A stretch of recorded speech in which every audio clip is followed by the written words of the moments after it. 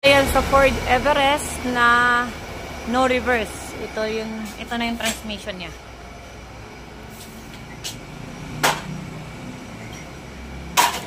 So sir, ang napagkasunduan namin nito ng father ninyo, si reverse lang ang isosolve natin.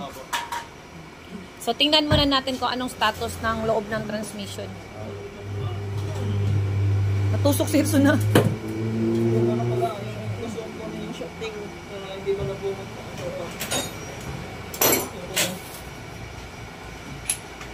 So, i-cut-cut ko na lang to kasi may customer. Videohan ko na lang ulit. Nandyan ka na. May video mo na rin, sir.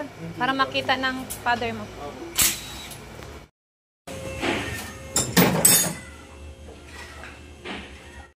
Para may press niya ito.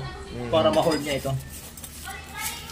Pag na-hold niya ito, kasi ang trabaho niya, i-hold niya ito. Iikot naman ngayon yung loob. Yun na yung magiging trabaho niya. Maghihiwalay na sila ng ano.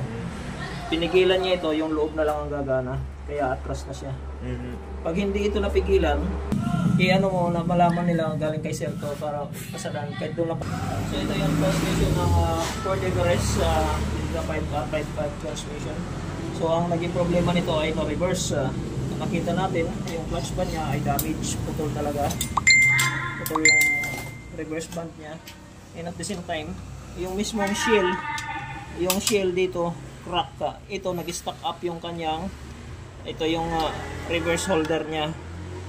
Pag tulak ng pressure, hindi na siya nakabalik ka. So this time, kailangan ko mapagalaw ito para mahugot ko yung pin, makapagkabit ako ng bagong clutch band.